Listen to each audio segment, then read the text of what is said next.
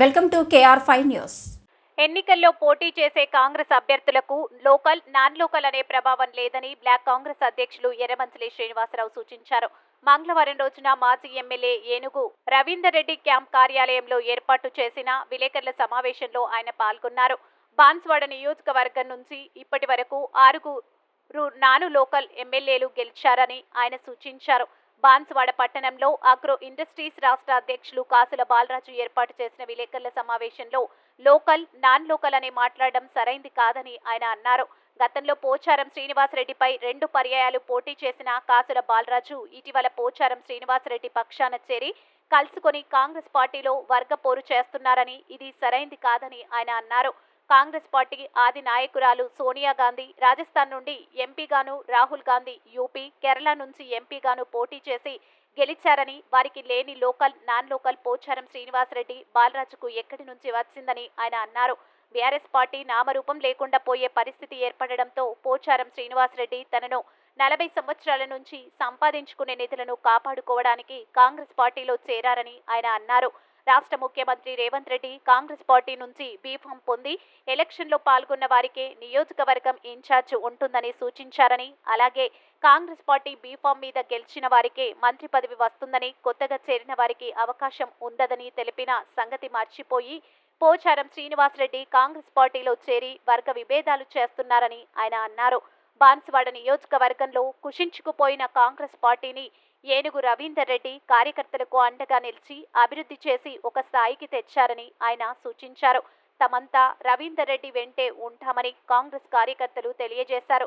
ఈ సమావేశంలో కాంగ్రెస్ నాయకులు కొత్తకొండ భాస్కర్, మాసాని శ్రీనివాసరెడ్డి, బసవరాజు పాటిల్, పాత బాలకృష్ణ, వివిధ మండలాలకు చెందిన కాంగ్రెస్ పార్టీ నాయకులు, కార్యకర్తలు పాల్గొన్నారు.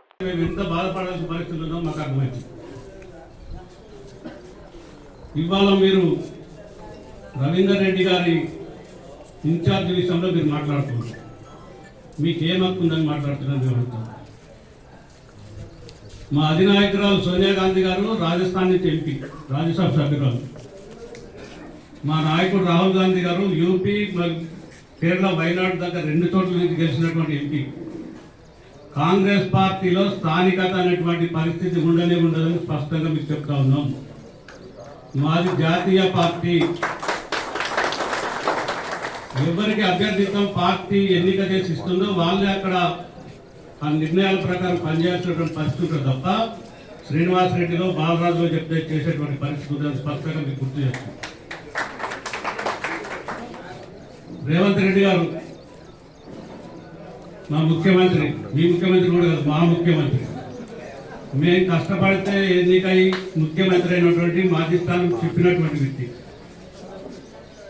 రేవంత్ రెడ్డి గారు రాష్ట్రంలో ముఖ్యమంత్రి అయిన తర్వాత ఏ నియోజకవర్గంలో కూడా గెలిచిన శాసనసభ్యులు కాకుండా ఓడినా గెలిచినా ఎవరైతే కాంగ్రెస్ పార్టీ బీఫామ్ మీద గెలిచినో వాళ్ళే ఆ నియోజకవర్గంలో ఇన్ఛార్జ్ అయినా శాసనసభ్యుడైనా వాళ్ళ నిర్ణయాల ప్రకారమే పనిచేస్తుందని స్పష్టం చేసినటువంటి సందర్భాన్ని వాళ్ళు మేము చూస్తున్నాం. ఇంకొక విషయం, మీరు కాళ్ళు పట్టుకునో ఏళ్ళు పట్టుకునో బ్రతకలేని పరిస్థితిలో వచ్చి మా పంచ చేరుదామనంటే మా నాయకుడు రేవంత్ రెడ్డి గారు మిమ్మల్ని తీసుకున్న తర్వాత మేము రాష్ట్ర స్థాయి మంత్రులు, రాష్ట్ర స్థాయి ముఖ్య నాయకుల దగ్గర కొంతమంది దగ్గరికి వెళ్ళినటువంటి సందర్భంలో 30-40 ఏళ్ల మా ఆవేదన క్లియర్గా చెప్పిన సందర్భంగా వారు మాకు ఇచ్చినటువంటి హామీ, మీకు ఎక్కడ నష్టం జరగకుండా, శ్రీనివాసరెడ్డి అనే వ్యక్తి వల్ల మీకు నష్టం జరగకుండా మేము కాపాడుతామన్నటువంటి స్పష్టమైన నిర్ణయం మాకు ఇచ్చినటువంటి సందర్భాన్ని మేము క్లియర్గా చెప్తున్నాం. ఇంకొక విషయం క్లియర్గా చెప్తున్నాం. పెద్దలు జీవన్ రెడ్డి గారు దశాబ్దాల తరబడి కాంగ్రెస్ పార్టీలో పనిచేసి స్థానిక శాసనసభ్యుడిని తీసుకునేటువంటి సందర్భంలో ఆయన పెద్ద ఎత్తున కాన్ఫరెన్స్లో కూడా ఆందోళన జరిగితే దానికి ఏఐసిసి నాయకత్వం అదే రేవంత్ రెడ్డి గారితో స్పష్టంగా చెప్పించింది. బయట పార్టీలు తీసుకున్న ఏ వ్యక్తికి కూడా మంత్రి పదవులు ఇచ్చేది లేదు, కాంగ్రెస్ పార్టీ బీఫామ్ మీద గెలిచిన వ్యక్తులకి మంత్రి పదవులు ఇస్తామని చెప్పారు. మీకు ఈ విషయంతోనైనా మీకు అర్థమవుతుందా? 6 పర్యాలు 7 పర్యాలు గెలిచినా కనీసం ఇన్నేళ్ల అనుభవంలో కూడా మీకు అర్థం కాని పరిస్థితి ఉంటే మేము మూర్ఖంగా మాట్లాడదలుచుకోండి. ఈ నియోజకవర్గంలో 6-7 పర్యాయాలు గెలిచిన వ్యక్తిగా మీరు ఇన్ఛార్జి గురించి దిగజారి మాట్లాడే పరిస్థితి ఎందుకు వస్తున్నారని మేము అడుగుతాం. మేము మొన్న ప్రెస్ మీట్ లో మాట్లాడితే కాంగ్రెస్ పార్టీలో గ్రూపులు చేయడానికి వచ్చారని అడిగామని బాధపడిన వాళ్ళు మరి నిన్న గ్రూపులు చేద్దామని మీటింగ్ పెట్టారని మేము నిన్ను సూటిగా అడుగుతాం. కాంగ్రెస్ పార్టీలోకి వచ్చినాం, బాగా మంచో చెడో జరిగింది. అందరినీ రవీందర్ రెడ్డి గారితో కూడా మనం కలుద్దాం, రవీందర్ రెడ్డి గారిని కూడా సమన్వయం చేసుకుందాం.